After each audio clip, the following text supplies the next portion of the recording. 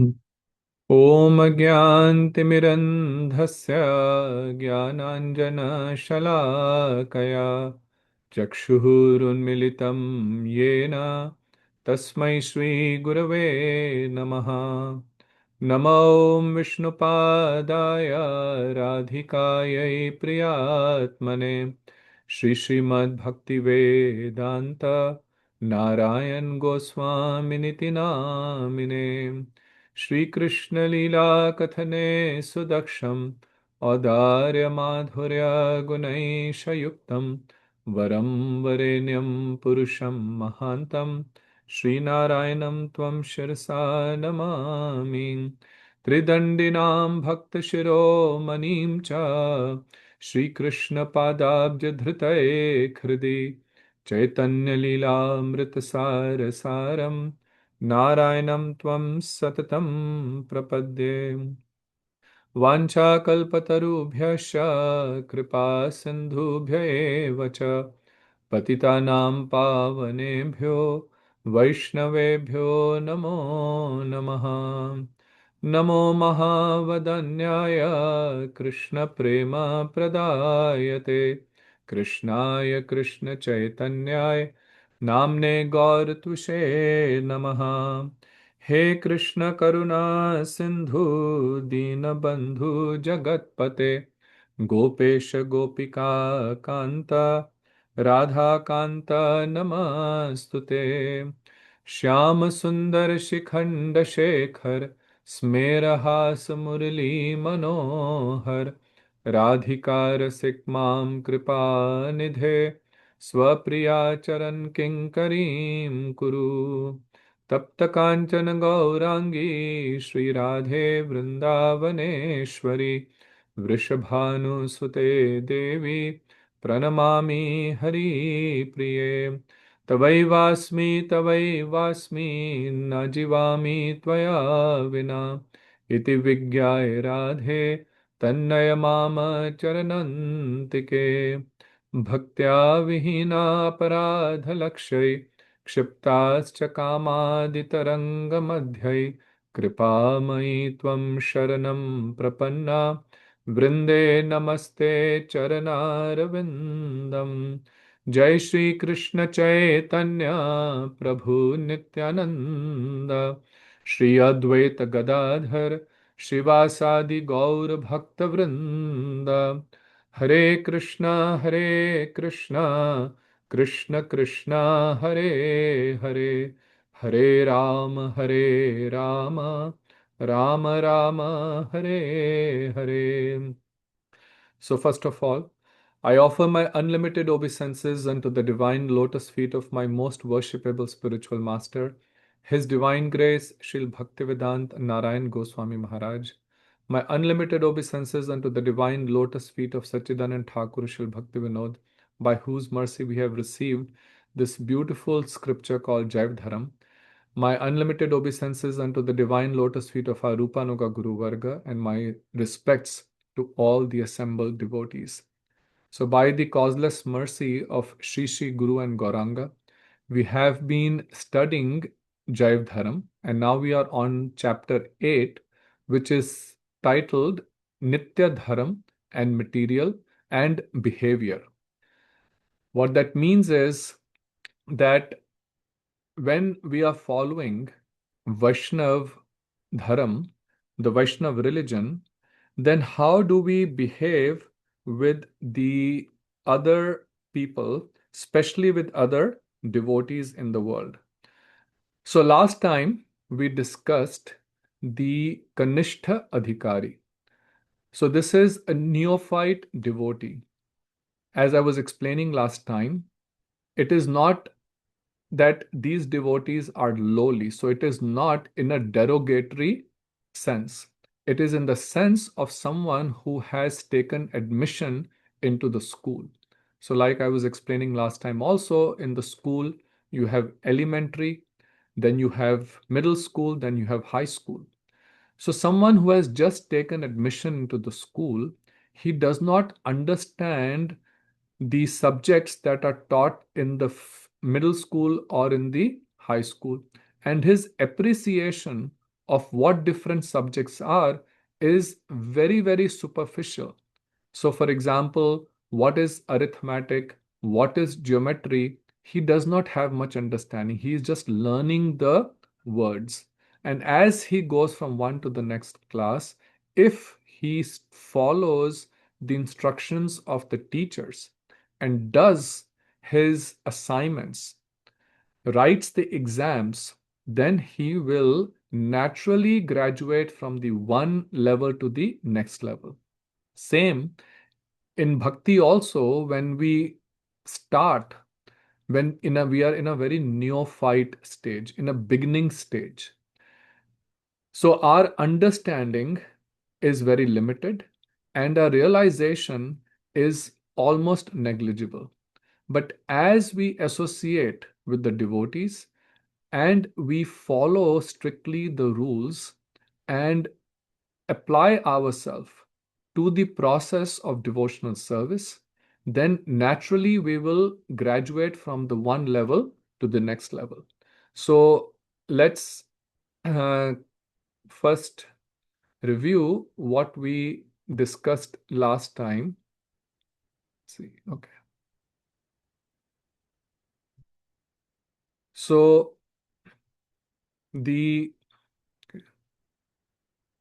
he was explaining about the Kanishtha Adhikari, and let's see if you can see the screen. Okay, let's go back. Yeah, okay. So this was the definition of a neophyte devotee. Archayam eva haraye पूजाम यह श्रद्धया इहते न तद्भक्तेषु च अन्येषु स भक्त प्राकृतः स्मृतः. So this is in Srimad Bhagavatam 11th canto 2nd chapter verse 47, where one of the Navyogendras, the nine great sages, whose name was Havi, is responding to a question of Maharaj Nimi, wherein Maharaj Nimi had inquired what are the different categories of devotees and what are their symptoms. And he said those who are neophyte devotees or Kanishtha devotees, they faithfully worship the deity of the Lord and they also have faith in their Guru, but they don't have similar honor for other devotees and other living entities. Sriman Mahaprabhu, in his teachings to Sanatan Goswami, he also explains that how are these different levels of devotees categorized. He states, Shraddhavan jana hai bhakti adhikari, uttam madhyam kanishta, shraddha anusari. Shraddha means faith. So he says that anyone who has faith, Shraddhavan Jan, meaning anyone who has faith, is Bhakti Adhikari, meaning he is eligible for Bhakti, for the process of devotional service.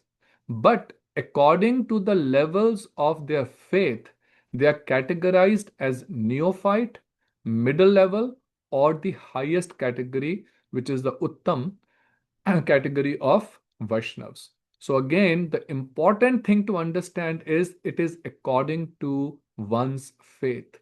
Nowhere in the qualification of the category of a devotee is it said that what caste the devotee belongs to, what community the Vaishnav belongs to, what background he has, whether he's educated, not educated, rich, poor, or if he is a someone who has memorized hundreds and thousands of verses. None of that has to do anything with the level of bhakti. So we'll understand this a little bit more. So the main qualification is shraddha, faith. So faith at the highest level is shraddha shabde vishwas drid nishchay Krishna bhakti hai sarva karma krita hoy. So in Chaitanya Charitamrita only it explains that Shraddha or faith means this firm determination that if I am engaged in devotional service of the Lord, Sarva Karma Krit Hoy, all the activities, everything is taken care of. Now, how much faith, how much strength or determination we have in this regard determines what level we are. So, within the Kanishtha devotee also, there are three levels. So, just like in the elementary school, you have kindergarten, first grade, second, third, fourth, fifth, right? So, overall, we call it elementary school. But within the elementary school, there are also grades. So, similarly, there's Kanishtha Adhikari, the neophyte devotees, but within them also there are different levels. The first level is the one who is absolutely at the beginning stage. So, for all of them, we will kind of briefly understand what their characteristics are, what their limitations are, and how do they behave. And again, by understanding this, we can assess where we are, what is our level. And then we will consciously make an effort to go to the next level. Sril A.C. Bhaktivedant Swami Prabhupada, our Gurudev, and all our acharyas have commented that we should not always stay at the same level. We should not always stay at the neophyte level. The goal is that we have to advance. And just like in the school, you have to make an effort to go from first level to the next level. If the child takes the admission and assumes that simply because I'm going to the school, I will go to the next level, that's not going to happen, right? Because he has to make an effort to understand what the teacher is teaching. He has to make an effort to do the assignments and also write the exams.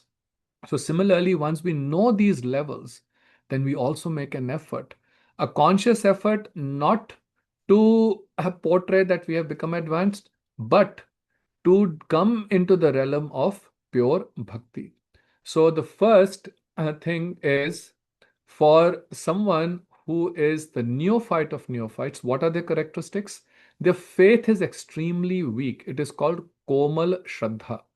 What that means, the faith is unstable and it's almost entirely external because their initial attraction to bhakti is more for alleviation of some material problems, some physical issues, so many different kind of things, or they just want some mental peace, right? So their faith is only based on these external factors.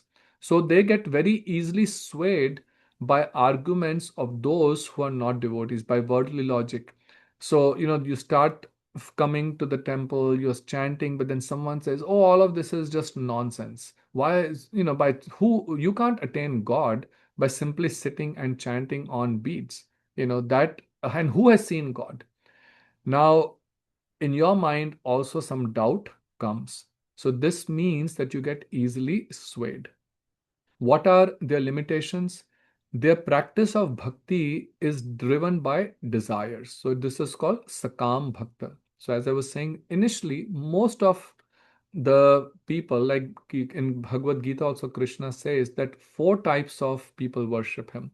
Artha, Jigyasu, Artharthi, Jnani cha Bhartarshabha. So Artha, the first one, he says someone who is miserable, who is very being tormented by all the problems in life.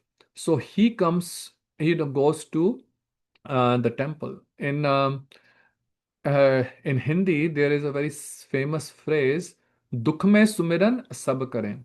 So when we are distressed, we always remember God, right? So when the distressful situation goes away, then we forget Him. So initially, the bhakti is sakam; it is driven by desires. Then, and such devotees, they predominantly seek only material relief, as I was saying, from suffering, which is artha, and they're also looking for some wealth. And if that does not happen, their faith becomes shaken. So that's why it is called very weak faith. And then they have a very strong separatist mentality. This is called prithak bhav. So if you remember last time, we were studying the verses from Srimad Bhagavatam, where Lord Kapila is describing to Mother Devahuti devotees who practice bhakti in the mode of ignorance, passion, and goodness. And all of them are Kanishtha or neophyte devotees. And all of them, he says, have this mentality of Prithak Bhav, that this is mine, this is yours, this is my organization, my temple, my group. So that prathak bhav is there, that mood of separatism is there. And their worship is out of fear, out of duty. I've taken initiation, so I have as a duty to do it, but there is no real love or affection for the Lord, or simply out of habit. But there's contamination of passion and ignorance. And they're also prone to arguing, have anger, just like we were discussing last time from Srimad Bhagavatam also. And the main thing is, at this level, they are not able to appreciate the advanced devotees. So, again, but if someone is sincerely chanting and chanting without committing any offenses and following the instructions, then he graduates to the next level. So let's see if we can go to the next slide. Okay, so the next level is the intermediate neophyte.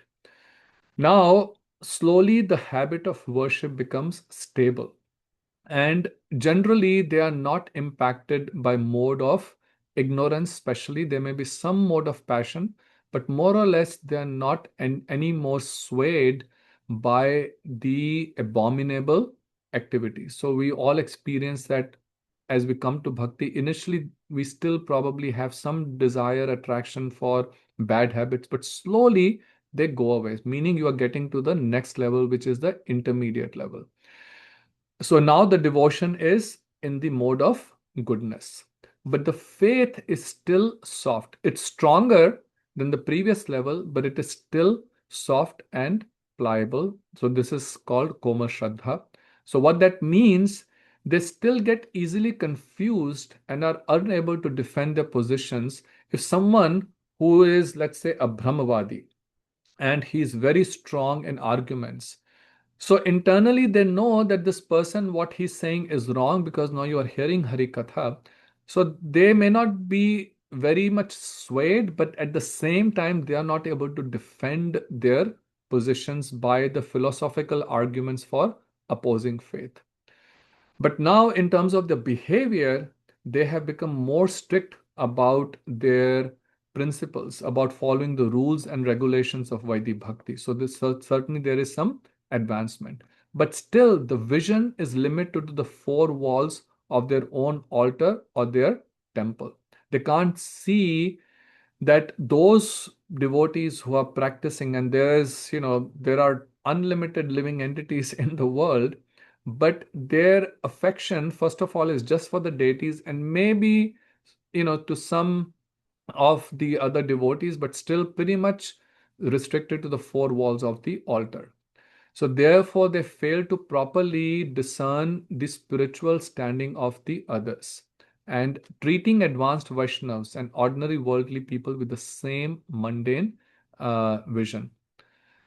Now, again, if the devotee continues to practice bhakti with sincerity, gets to the next level, and this is the most advanced level within the neophyte devotee. So, this is you are graduating, you have come to the fifth grade, and in this grade, one's faith in Krishna is now firmly fixed, it is unwavering.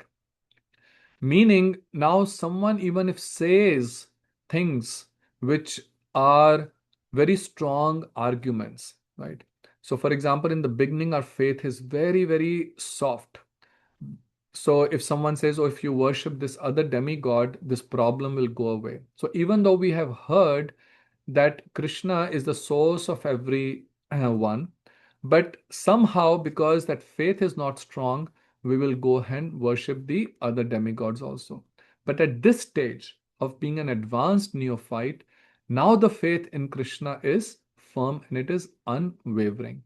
And at this point, the devotee is no longer interested in seeking any material wealth or any kind of worldly success from the deity. So even internally, that slowly that desire goes away, because now the faith has developed. Rakshai Shiti iti Vishwasa, that Krishna will protect me. Gop Tritve Varnam Tatha, that he will maintain me, that faith is strengthening. So now he deeply understands that Krishna is the Supreme Lord and is my ultimate shelter. But still at this level, there are some limitations. And what is that limitation? He still lacks deep systematic knowledge of the scriptures. So now you've been hearing Harikatha, you understand a lot of concepts, but still the understanding is superficial. So, for example, when we read Srimad Bhagavad Gita, when we read Srimad Bhagavatam, there is an external understanding which most of devotees are able to get to that level. But then there is a more deeper internal understanding. So that systematic knowledge of the scriptures is still missing and therefore is not able to fully grasp the intricate philosophical conclusions. So, for example, why did Chaitanya Mahaprabhu appear in this world? It is given right in the beginning of Chaitanya Charitamrita. But even after reading that, that appreciation of those philosophical conclusions is not there. You're not able to grasp it and therefore cannot defeat or convince the opposing atheistic views. So the own faith is unbroken but are not able to convince someone else. Now, this devotee, his vision is becoming a little bit broad. So another thing, another important aspect of these different level is how broad our vision is. In the beginning, there is a tendency to become very fanatic, and the vision is very, very limited, very microscopic. But as one progresses and starts understanding that Sri Krishna, as the Paramatma, is in each and every living entity, and he starts relishing the holy name and starts deriving happiness from executing limbs of devotional service, then his vision also becomes broader. And he starts to feel a genuine desire to serve and please the devotees of the Lord. But he still struggles with the mature spiritual discernment. So he is not able to still figure out very clearly who are the different categories of devotees. So this is where the next level begins. So where we stopped last time, Shri Haridas Babaji, he states that that they cannot, the neophyte devotees cannot ascertain who's a true devotee and who is not.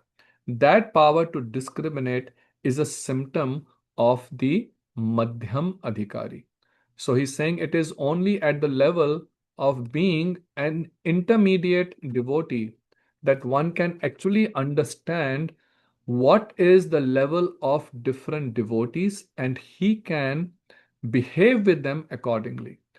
And this stage of becoming a madhyam, an intermediary devotee, is a very important stage.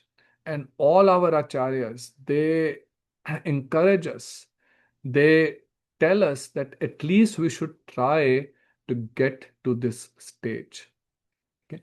So here now in Srimad Bhagavatam, in the second canto itself, so and the verse 46, Sri Havi explains the symptoms of one who is the intermediate devotee. He says, Ishvare tat adhineshu balisheshu dvisatsuchaha prema maitri kripa upeksha yaha karoti samadhyamaha.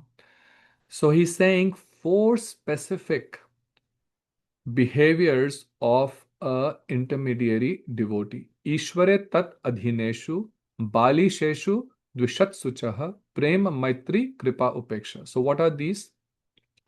So he says um, that the first thing is that this devotee has prem. Ishvare tat adhineshu. He has love for the Supreme Lord. So his worship is not simply out of the sense of duty or sense out of performing the ritualistic practices. He actually genuinely feels attraction for Sri Hari. Secondly, he has friendship towards the devotees. Third, he has mercy towards the ignorant. And fourth, neglects those who are inimical. So 3 and 4, as you can see, he has a very compassionate mood towards those who have no understanding of who the Supreme Lord is. Most people in this world are so busy or so absorbed in their day to day work. They don't even understand that life will come to an end at some point. They don't even think that there is another reality beyond what we see. Today at the temple, there were some people who were visiting, and we were discussing how complex the human body is. So as I was discussing with them, and they were like, wow, we don't sometimes understand. We're sitting here and just talking and eating, but inside our human body, so much is going on. When we go to school, we read biology, and sometimes we don't like studying biology. It seems to be a very difficult subject.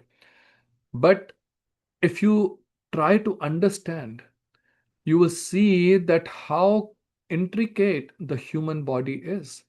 And then those who may go even further, and you understand the various biochemical reactions, how intricate they are. It could have not come into existence on its own. But people are so ignorant that even after reading all of this, while they will talk with great honor and respect those who make simple machines in this world. Oh, this is such a brilliant scientist. But what about that supreme scientist who has made this intricate human body, and not just this human body, this gigantic universe? The earth is floating in space. It is not standing on a stick, or nobody is holding it with some strong wire in the hand, right? It is neither hanging nor standing, it is floating. And not one, but millions and billions and trillions. This could not have all come into existence simply by itself. But people are so ignorant that they don't understand it. So, those who are actually ignorant, he has compassion towards them. But those who are inimical, they say, oh, we don't believe in God. There is no God. This is all nonsense. And they are so much against any spiritual idea. He says, those he neglects them, meaning he does not associate with them very deeply, leaves them aside. So, these are the four qualities of someone who is an intermediary devotee.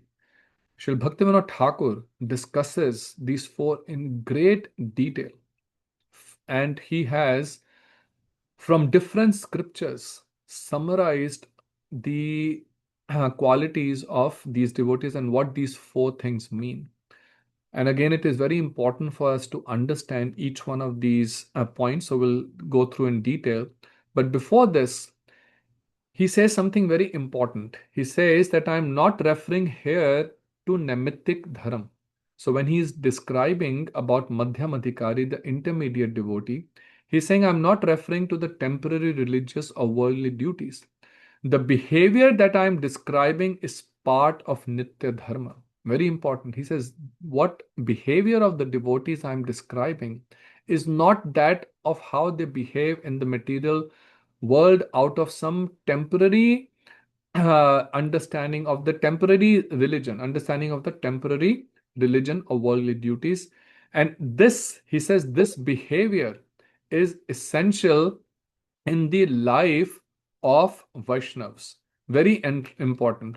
Why? Because mostly we just focus on philosophy, right? That's what our typical focus is, but we don't focus on the behavioral aspect.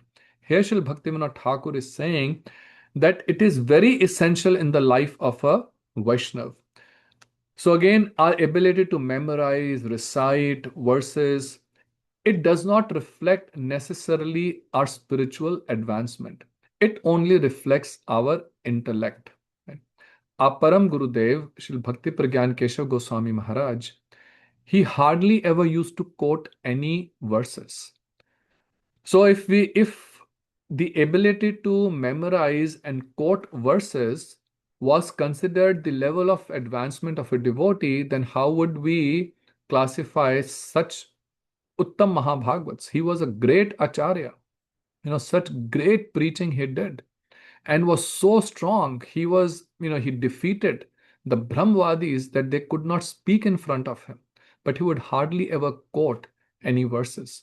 So that is not, and was completely surrendered to the order of his spiritual master, Srila Bhaktisiddhanta Saraswati Thakur Prabhupada. Left his home at a very young age when he was only 16 or 17 years old and never went back. So, and how his behavior was with his god brothers and how much compassion he had. We will study this. I'll also share some beautiful examples from the life of these great acharyas. So, it is how they behave with others. That is what reflects the level of advancement of a Vaishnav. And this is not something I'm saying, right? This is written in Srimad Bhagavatam. The Bhaktivinoda Thakur is saying it is the behavior, it is essential in the life of a Vaishnav. And this behavior is part of eternal religion. Other types of behavior that are not opposed to this behavior may be accepted where necessary. So now he describes the very first characteristic of a Madhyam Adhikari, and that characteristic is that the devotee at the intermediary level, he loves Sri Hari. He has affection for the Supreme Lord. Now he says, what does prem mean?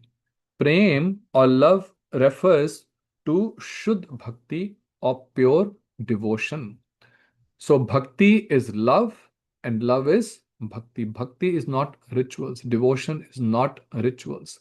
Devotion, again, as I was saying, is not memorizing verses. All of these things are helpful, right? They're all limbs of bhakti.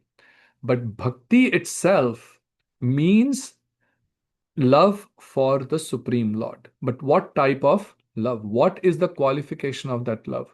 So, Sri Rupa Goswami, this famous verse that most of you must have heard, Anyabhilashita shunyam gyan karmadi anavritam anukulyena Krishna anushilanam bhaktiruttama. So this is the definition of pure bhakti. This should be our goal. Shri Gurudev always emphasized that we should know what our goal is, and then we will be able to follow the right process to achieve that goal. So, our goal is to come to pure bhakti, and that pure bhakti is Krishna Prem. And that Krishna Prem or pure bhakti, the secondary characteristics of that is Anya Bhilashita Shunyam, that he has no material desires. So, as you remember, we discussed from the uh, advanced neophyte devotee that now he is free from all kind of material desires. So, Anya Abhilashita Shunyam. All other material desires are gone. He has no desire for material things. But Anya Bhilashita, our Rupa Goswami or in the commentary of this is described that one may not um, uh, pray for any material things, but in a unnatural circumstance, if someone prays to the Lord, then that does not mean that he's not a pure devotee. So the example is given. For example, you are going someplace and all of a sudden a tiger comes in the front, right? And as an example, this is a very unnatural situation. This doesn't happen every day. So at that time, the devotee says, "Oh Krishna, please save me, please save me." So this does not mean that you are not a pure devotee or this such a devotee is not pure. This actually reflects one's complete dependence on Sri Krishna. But during the normal course of one's life, one does not have a laundry list of things to ask from Krishna. Like most people who are Sakam Bhakta, who only approach what worldly desires do. So you are not going and saying, because today I need to make this much money, I need this, I need that, so many different things. So those kind of worldly desires are gone. So Anya Bhilashita Shunyam Gyan Karmadi Anavritam, it is not covered by knowledge which is not favorable to bhakti. So bhakti also, so much knowledge is there. We are reading the scriptures, but the gyan, which is opposed to bhakti, specifically the knowledge that the impersonalists have, that covers the mood of pure bhakti, so that he is free from, and similarly from any kind of fruitive activities. So these are secondary characteristics of pure bhakti. What is the primary characteristics? Anukulen Krishna Anushilanam. That he renders bhakti with a favorable mood, which is pleasing. The mood is pleasing to Krishna. Right? And very important to understand, some of you must have heard this in the explanation of this verse. And the example is given of Mother Yashoda. That Mother Yashoda is breastfeeding Sri Krishna, and at that time, she sees that the milk is boiling on fire. So, what does she do? She picks Krishna and puts him on one side. And this little baby Krishna cannot do anything. He's helpless. When the same Krishna, Putana came to kill him and tried to breastfeed him, breast nipples that were smeared with poison, Krishna simply touched her breast and she was screaming in pain. Krishna was only 4 or 5 days old. And Putana, who had the strength of 10,000 elephants, could not could not have put Krishna aside. She could not, you know, get out of his him holding to the breast, and she basically died. She died. So that Krishna, Mother Yashoda puts him on one side, and Krishna is crying because he wanted to actually drink the mother's milk. Now, is this pleasing to Krishna? One will say, well, this is not bhakti because Krishna is crying. And what is Mother Yashoda doing? She's going and trying to take the milk off the fire because it was boiling. There's so many beautiful siddhanta in this.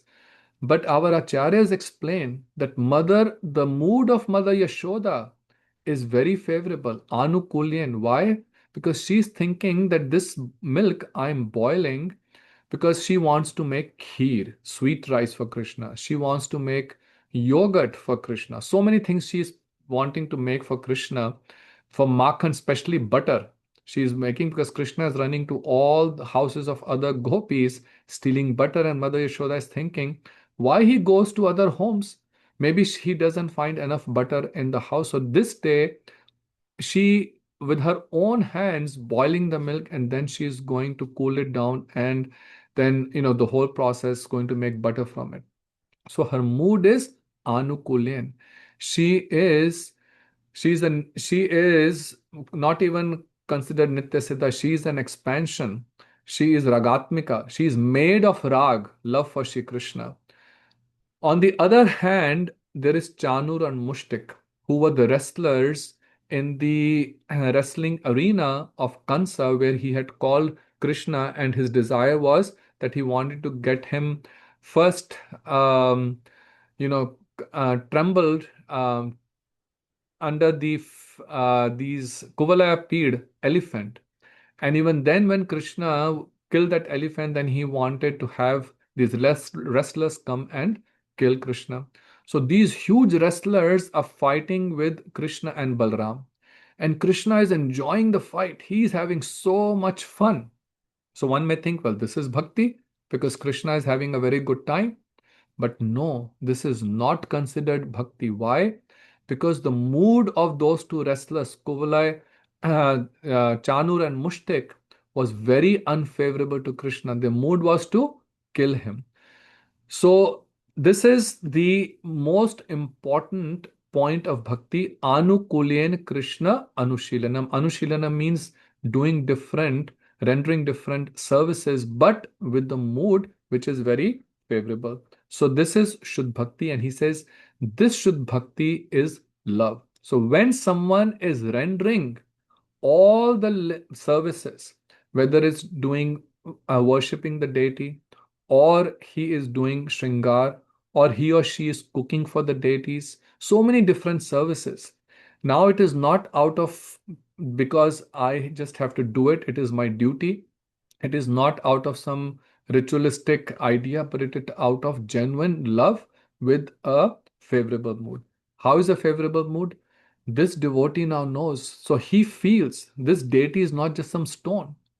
So someone who is a neophyte devotee will not even think, oh, there is not, it is so hot, it is summer. And he will sit himself in an air-conditioned room, but on the altar there is no fan, and he does not care about it. Oh, because so much electricity bill will come, so they will switch off the fan and no air conditioning, but himself sitting in air conditioning. Or when dressing the deities, there is no mood of what Krishna wants to wear, right? But and then there will be some tussle also between them. So many different situations that we see. Also, these all happen. Why? Because we're still at a neophyte stage. So Sri Haridas ji says that someone who is at this intermediary level, his sadhan, his practice of devotional limbs of devotion is imbued with this characteristic of bhakti. Which characteristic? That it is not with any material desires, and it is done in a very favorable mood to Shri Krishna. And then he says it extends to the stage of bhav and prem. But on the other side, the for a Kanishtha, the characteristic in the bhakti of the Kanishtha is that of service to the deity with faith. So that is only, he has faith, as we discussed last time. The Kanishtha devotee has faith, but his faith is not very strong and his mood is not favorable. So such a person does not have the characteristics of an Uttam Bhakti, namely Avnyabhilashita Shunyam Gyan Karmadi Anavritam. So then he explains that, but someone who is a neophyte devotee, he can be considered to have become an intermediate Vaishnav, a Madhyam Adhikari, and a genuine devotee when bhakti with these symptoms, pure bhakti, manifests in his heart. When Chaitanya Mahaprabhu is describing to Sanatan Goswami the different categories of devotees, there he says, Yahar komal shraddha se kanishth jan, krame krame teho bhakta haibe uttam. So he says that their faith is very soft in the beginning, but krame krame, step by step, slowly and gradually, teho bhakta haibe uttam, that devotee, as I was saying earlier, if he continues to practice devotional service without committing offenses under the guidance of advanced devotees with sincerity, then he will certainly graduate to the next level of being an intermediate, and then finally at the stage of an Uttam Mahabhagavat. So he says, but prior to this stage, such a devotee is only practicing, he's only a Bhakta Abhas. He's not a pure devotee. He is only a semblance of a devotee. And the word Krishna Anushilanam refers to love for Krishna, and it is qualified by the word Anukulen, means rendering with a favorable mood. And this, he says, includes all of these things. So when we say anukulyan, so this is where the understanding of a neophyte devotee versus that of a madhyam devotee. Today also someone was saying, oh, anukulyan means to render a devotion to the deity with love and affection, right? But that's a very limited understanding. Anukulyan, here Srila Bhaktivinoda Thakur very clearly says, Anukulyan means also friendship with the devotees, having proper honor towards them. Also that love for Sri Hari, to mercy, compassion towards the ignorance and neglect of those who are inimical. So while that devotion to Hari is there in the neophyte stage, but these three are missing in the case of a neophyte devotee. So this is a brief understanding of the first quality of Madhyam Adhikari. The second quality which he says, very important one, is friendship towards the devotees in whose heart pure bhakti, Shuddh bhakti has appeared, and those who are submissive to Sri Hari's will. Kanishtha bhaktas are not Shuddh bhaktas, fully submissive to Sri Hari, and they do not offer respect or hospitality to pure devotees. Therefore, Madhyam and Uttam bhaktas are the only suitable people with whom to develop intimate friendship. Again, a very important point to understand. We have to respect everyone. We have to honor, and we will discuss this in more detail. So, we have to honor all the devotees. We don't have to disrespect anyone. What to talk of devotees, not disrespect any living entity. When he says neglect those who are inimical to the Lord, distant. But again, in your heart, you don't harbor bad feelings for them. You just know that they are so inimical offenders. You pray, oh Lord, please help them. But when it comes to developing intimate friendship, that has to, he very clearly qualifies, that should not be done with those who are neophyte devotees. That should only be with those who are intermediary or advanced devotees. Why? Because someone who is himself neophyte, by associating with a neophyte devotee, you will also stay neophyte. So as we were discussing last time, if someone who's in first grade and he never understands what those who are in higher levels, what is their level of knowledge, he will have no impetus, no desire to get to the next level. So if one wants to accelerate fast in anything, right? So for example, in any profession, if you want to become an expert, if you learn or associate with those who are the masters of that, then your pace of advancement will be very high. So he says that when it comes to intimate friendship means with whom you open your heart, with whom you discuss deep matters of bhakti, those who you try to follow, right? That should be done only those who are at the level of Madhyam or advanced devotee. Now he uh, says a very beautiful pastime from Sri Chaitanya Mahaprabhu, his pastimes in Jagannath Puri, where in 3 successive years the devotees from Kulin Gram asked Sriman Mahaprabhu, what is a Vaishnav and what are the symptoms by which he is recognized? So, this is the days of Rath Yatra. Today we also did the final leg of the Rath Yatra where we took Lord Jagannath, Baldev, Subhadra to the next temple. So Rath Yatra had been going on. So during Rath Yatra, devotees from West Bengal, from Assam, all these places will come to Jagannath Puri, where Mahaprabhu was residing. So there was a group that would come from Kulin Gram. Gram means village. So from that village, they would come and they were led by a devotee whose name was Satyaraj Khan. Now, Khan is typically the surname for those who are Muslims, but he was not a Muslim. He was a Brahmin Vaishnav.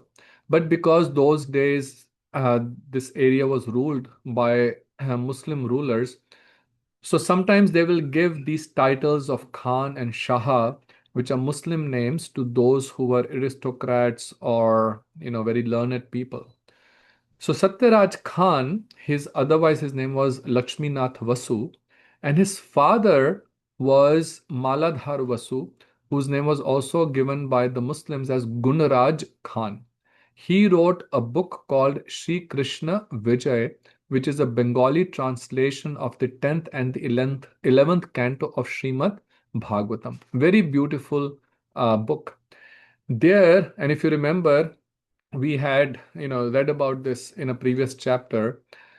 So he in that book wrote one line that Nandan Nandan Krishna More Prananath, that the son of Maharaj Nandan, Sri Krishna, who is the son of Maharaj Nand, he is the master of my life, Prananath. He is my beloved. He is my life and soul.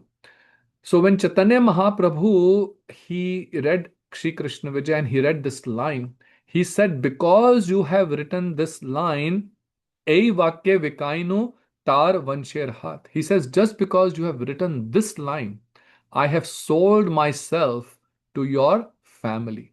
And he said, what to talk of your family? Even a dog in your village is the recipient of my honor.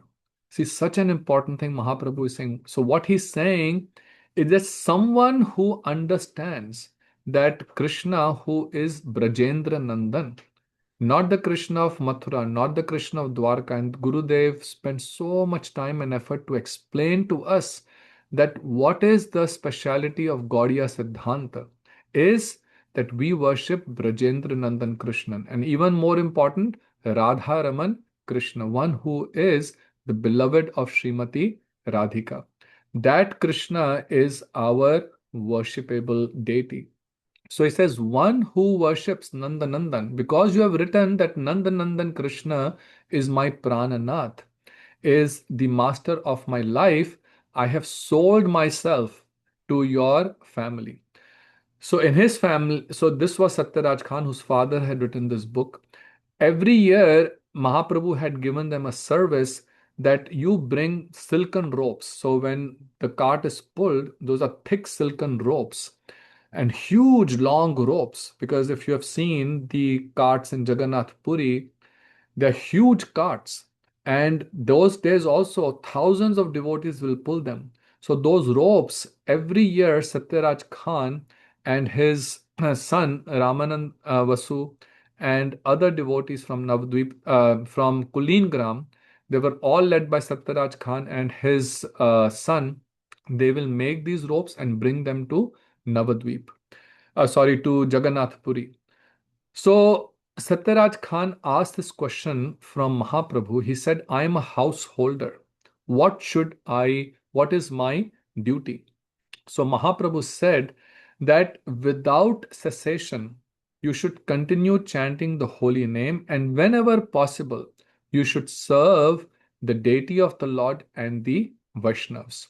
So when Mahaprabhu gave this instruction, Satyaraj Khan said, how can I figure out who is a Vaishnav?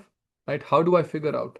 So Mahaprabhu then, in the first year, he gave this beautiful definition to Satyaraj Khan. He said, प्रभु कहे यार मुखे सुनी एक बार कृष्ण नाम से पूज्य श्रेष्ठ सभाकार. So he said, anyone who one time chants the name Krishna, प्रभु कहे यार मुखे सुनी एक बार, Krishna Nam Say Pujya. So such a person is worshipable. Shrestha Sabakar, he is a very, very special. Sabakar Shrestha means he is very glorious.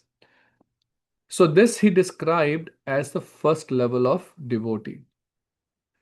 Then next year, Satyaraj Khan and his all the devotees came again, and he asked the same question from Sri Chaitanya Mahaprabhu. And then Sri Chaitanya Mahaprabhu described the next level of devotees, and he said, say the next verse. Oh. Krishna Nam Nirantar Yahara Vadane Sai Vaishnava Shrestha Bhaj Tahara Charane. He says, Krishna Nam Nirantar Yahar Vadane. So, from one who is continuously chanting the holy name of Krishna, Sai Vaishnava Shrestha. He is a Shresht. He is a great Vaishnav. Bhaj Tahar Charane. You should offer obeisances unto such a devotee who's constantly chanting the holy name. So next year they came again, and next year they asked the same question from Sri Chaitanya Mahaprabhu. And Sri Chaitanya Mahaprabhu then gave the definition of the highest level of a devotee. He says, Yahara darshane mukhe aise Krishna naam, tahara janiha tumi Vaishnava Pradhan. So Vaishnava Pradhan means the highest among the Vaishnavas. He says, by seeing whom you automatically start chanting Krishna Nam. Tahar jani hatumi, then know that that is an Uttam Mahabhagvat.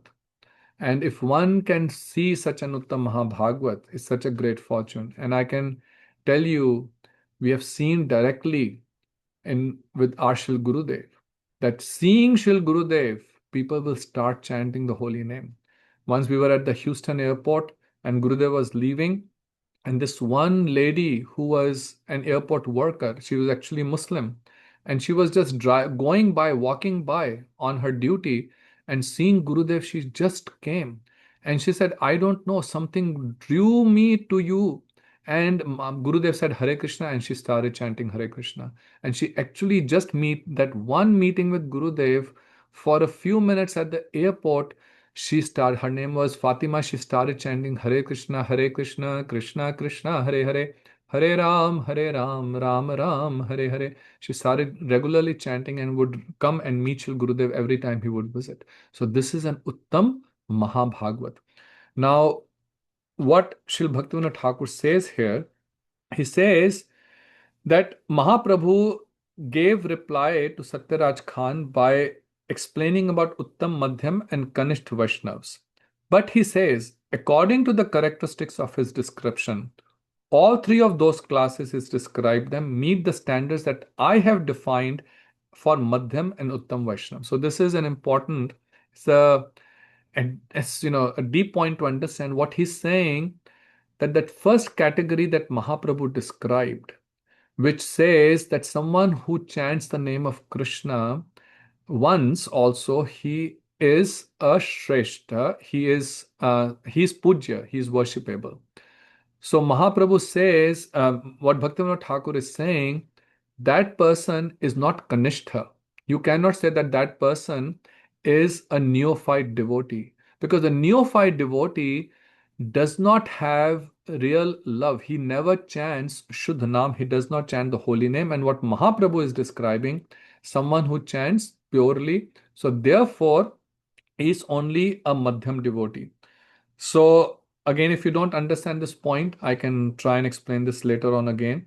He says none of those categories, the three types of devotees Mahaprabhu has described, are neophyte devotees. They are only medium and advanced devotees, because a neophyte devotee does not utter Shuddh Krishna Nam.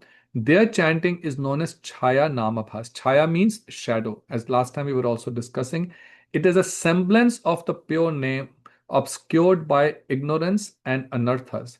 And the example is given just like the sun is covered by clouds, and therefore the full brilliance of the sun is not experienced. Similarly, because they are covered by so many anarthas, like all of us, therefore we don't experience the beauty, the sweetness, the full sweetness of the holy name. So that is still Nam Abhas. So Mahaprabhu instructed, we'll take 5 more minutes and complete today's discussion. So Mahaprabhu instructed Madhyam Adhikari Grihastha Vaishnavas to serve three kinds of Vaishnav, which he described, and we did in these three payars that we read. So all these three types of Vaishnavas who are chanting, one from whose mouth Krishna Nam is heard even once, those who constantly chants the holy name, and one by seeing whom you start chanting the holy name. He says all these three types of Vaishnavas are worthy of service. But this is not true of one who utters Nam Abhas. Only Vaishnavas who utter pure name are worthy of service. So when he's saying service, what does that mean? He says, we are instructed to serve the Vaishnavas in accordance with their respective levels of advancement. And we will discuss this in a little bit more detail next time also. So again, respect everyone, but with whom you become more intimate, that is only with those who are intermediary level or advanced level. So he says this word Maitri of friendship that is mentioned in this verse in Srimad Bhagavatam signifies three things: association, conversation, and service. So you associate with them, you can open your heart to them, you have conversations, discuss topics of Krishna Katha with them, and then also render service unto them. In Upadesha Amrit, Nectar of Instruction, Sri Rupa Goswami explains Dadati Prati Grihinati Guhyam Akhyati Prichati Bhungte Bhojayate Cha Eva Shadvidhi Priti Lakshanam. So he explains that how devotees at this level associate. He says Dadati Prati Grihinati, so exchanging gifts with each other. And then Guhyam Akhyati Prichati, you ask questions and also respond. So this is conversation.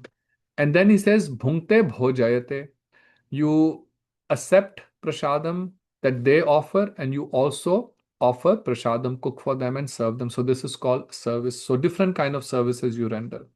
As soon as one sees a pure Vaishnav, one should welcome him and offer him respect, offer him seat, and converse with him and fulfill his needs as far as one is able to do.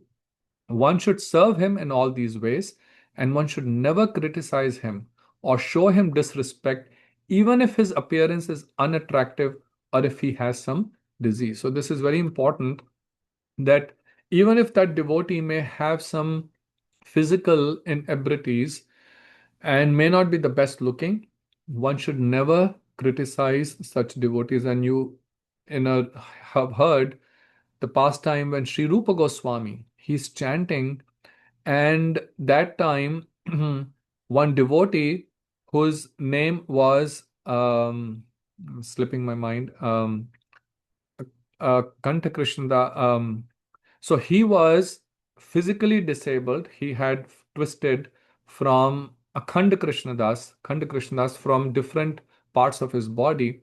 When he came to see Sri Rupa Goswami. Rupa Goswami did not see him. He was in his antar dhyan, so he was in his inner meditation, and he was seeing a beautiful pastime of Shri Krishna, where Krishna is on the branch of a tree and the grapes hanging, and he pushes it down. So Srimati Radhika, not knowing that Krishna is there, she holds on to that bunch of grapes, and then Krishna releases the branch and she goes up with that branch. So seeing this, Rupa Goswami in his inner mood as Sri Rupa Manjari, he's seeing this pastime and he started smiling.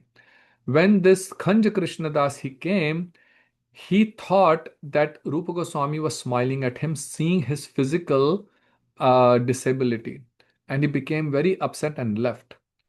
And as soon as he left, this beautiful pastime that Rupa Goswami was seeing disappeared from his vision.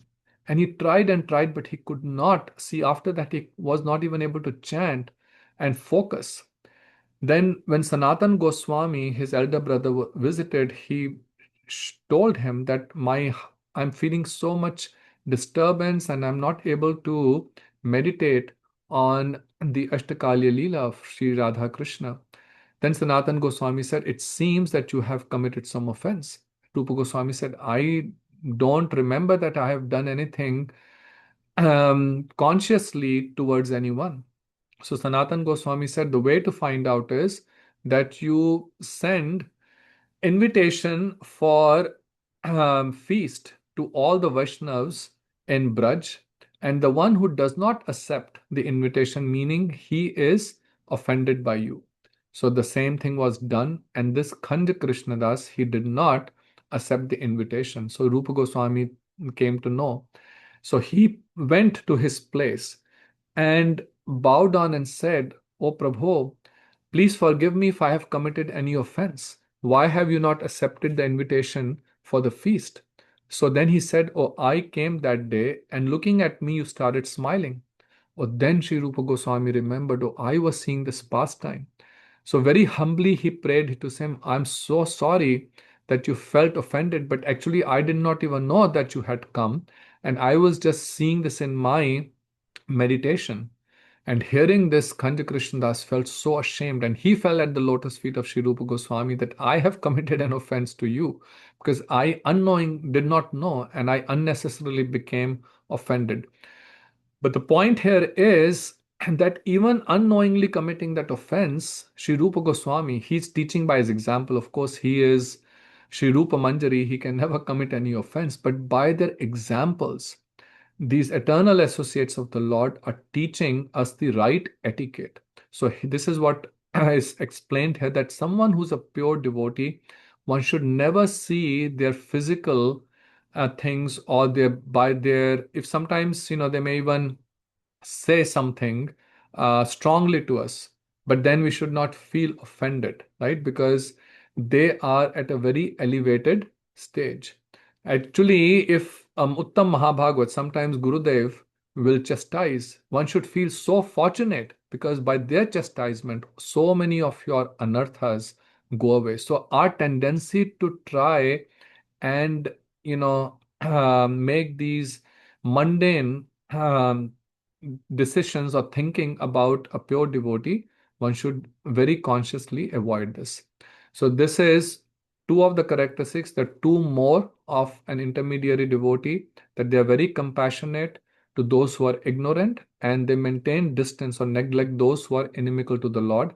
We will discuss this next time. Also, we will discuss those who are Uttam Mahabhagavas, the most advanced Vaishnavas. So we'll stop here. Gaur Premanande Hari Hari Bol. Jai Jai Shri Radhe, Jai Jai Shri Radhe, Jai Jai Shri Radhe Sham. And let's see if anyone has any questions or comments.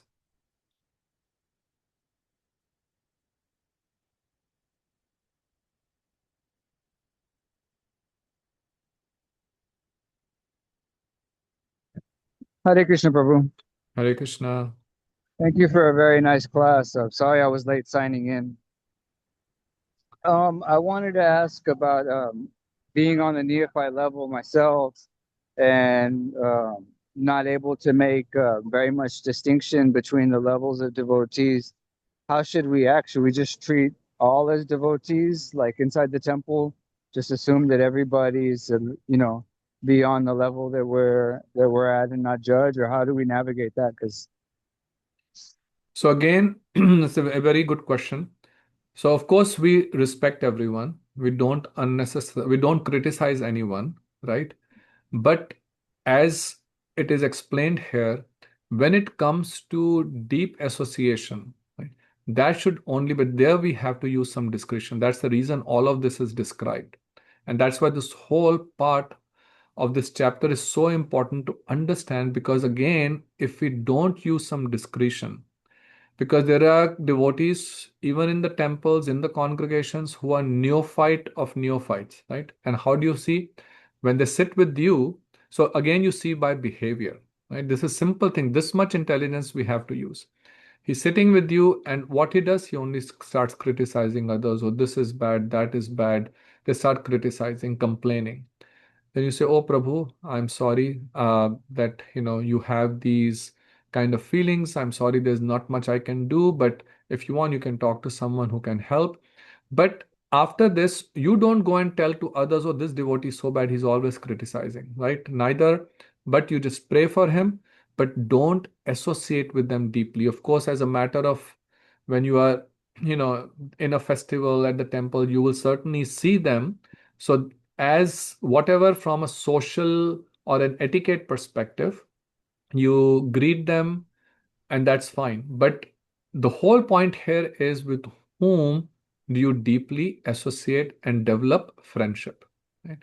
So that discretion we need to have. If we don't have that discretion, then that's where the problem happens, because sometimes because of lacking that discretion, when we don't associate properly, then we get distracted away, and then we are not able to make proper advancement. thank you. Also, so sometimes if, like, at least my experience, maybe been chastised about something, whether I saw it fairly or unfairly, but whether we accept it or not immediately, it's always for our benefit, correct? Especially if it's coming from somebody who's fixed in their service. So Would that be again, correct? see, this is, as you see, we in the neophyte of neophyte devotees, and as Lord Kapila was also explaining, there are who are executing devotional service, but they are full of pride. They also become angry and violent. Now, if someone who is a neophyte devotee and does not have real love, because in the chastisement of a pure devotee and a chastisement of someone who does out of pride or anger, there is a big difference. He's doing it out of not compassion for you, right? He's doing it out of because he's actually angry out of his own mode of ignorance or passion. That kind of chastisement is actually will first impact you because will affect your faith. Now, of course, you try it on your side, try to take it positively, but at the same time, don't think of that person. Gurudev would say one time, had said that we should not think someone is a pure devotee when ourselves we are not pure devotees, right? That determination should be made by those who are at that level. So while you respect, but at the same time, someone who's behaving out of his own mode of ignorance, we should not at the same time just subject ourselves to that, right? So there, because what, see, when Sri Guru or someone who's a pure devotee, when he will chastise only to make sure that you become stronger in bhakti, right? So, for example, Gurudev will chastise at times that when someone has not come for Mangal Arati, and he will rebuke them. And one time, a very and sometimes Gurudev will jokingly chastise. So one time Gurudev was giving a lecture, and some devotee was dozing, he's sleeping. So Gurudev said, "Oh, should I get someone to bring you a pillow and a bed here for you to sleep?" Now the person may feel, oh, in front of there were like hundreds of devotees sitting, and Gurudev said, "Should I get you a pillow?" And then person felt probably would feel offended, right? Now that feeling offended is wrong, right? Because what Gurudev out of genuine affection, because he's saying when you're listening to Harikatha, you should not be sleeping. But then someone, and this happens again, I've seen it many, many times. Sometimes they just do it out of their own passion and out of their own violent nature, right? But that's not for your advancement, and that's where the difference in the chastisement is. Okay, because yeah, sometimes I have a problem understanding uh that somebody else maybe would be on like the wrong end of it. I'm always thinking, okay, like this is something that's happening to me because I'm exhibiting this characteristic. If it's like somebody's being angry with me unfairly or doing something, like I'm always thinking, okay, like this is something I need to work on. Um, because again, at the temple, everybody's my superior, and so sometimes like something may seem harsh, but later on I realize, oh, like this is actually the thing that has motivated me to change unfavorable behavior or something like this. See, that's a good type of chastisement, right? So that's what I said. Anything that helps you make advancement, right? So that means that devotee was chastising out of genuine desire to help you, right? But when that chastisement is not because for your spiritual advancement, but for something which is unrelated, right? Sometimes people get angry for all kind of reasons, and but that was not because you did not follow any specific rule or something else, then is that's not the proper chastisement. So just like you said, if you felt afterwards, that time you may have felt hurt, but afterwards you felt, oh, because of that chastisement I corrected something that I was doing wrong, and then yes, that should be taken positively, So and this that also chastisement is very helpful. Yeah. this also takes some discernment also. Yes, yes. Okay, one other question. I don't know if anybody else has any question, but one other question. You said that two neophyte devotees shouldn't take each other's association, but we should try to find more qualified association. And when you said that, it reminded me of what uh Tarun's book. said about the law of entropy, that the superior system, like the self-realized person, can impart to you their good qualities. Can you speak a little bit more about that? Yeah, so this is what Bhaktivinoda Thakur is saying, right? That when we want to advance, then we need to take association of those who are advanced, more advanced than us. Right? And Shri Gurudev will always explain Swajatiya Snigdha Rasik Vaishnav. So first part of this is Swajatiya. That means they should have the same mood as what we are trying to inculcate. It's so important that many times this gets missed out. So what does Swajatiya means? So we are worshipping Brajendra Nandan Krishna and Radharaman Krishna. The mood is to develop that mood of being a maidservant of Srimati Radhika. If you are convinced that is your goal, and that's why Gurudev will always say, first decide your sadhya, what is your goal? And this is what Gaudiya Siddhant is. If you are not following this, then we are not in Gaudiya. We may be Vaishnavas, we may be devotees of Shri Krishna, but we are not Gaudiya. Because the speciality of Gaudiya Siddhant, what Mahaprabhu came to give, is this mood, right? So at least in your heart, you have accepted it. Now, how would you develop it? You will only develop it when you are associating with those who are Swajatiya, who also have that mood. Now, there may be someone who's worshipping Lakshmi Narayan, right? No problem worshipping Lakshmi Narayan. And that because there are Jiva, every Jiva has a Sthai Bhav, every living entity has a certain mood, and they are worshipping in that mood, that's perfectly fine. But that is not the mood that you are trying to inculcate or develop. If you associate with them, and now as a matter of etiquette, right? So for example, someone invites you, you go to the temple, you offer your obeisances. We have to respect every form of the Lord. That is a proper conduct. But the point here is of deeper association. Then what will happen? You will only become more confused. You will not develop the mood that you are trying to develop. So this is what Bhaktivinoda. So first of all, so that's one aspect of Swajatiya. And then so someone who is at a more advanced stage, right? He only can bring order to the chaos that we are in, right? If you if you just like when you go and seek therapy, someone who's a drug addict, right?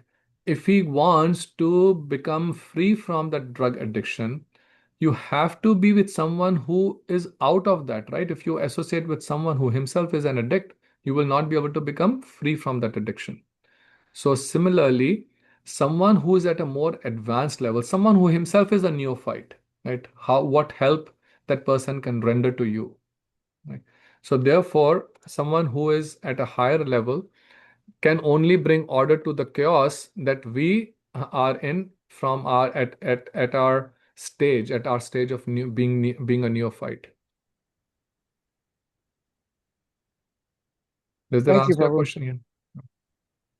Yes. Okay. Okay. Thank you so much, and thank you everyone for joining. गौर प्रेमानंदे हरि हरि बोल श्री गुरुदेव की जय।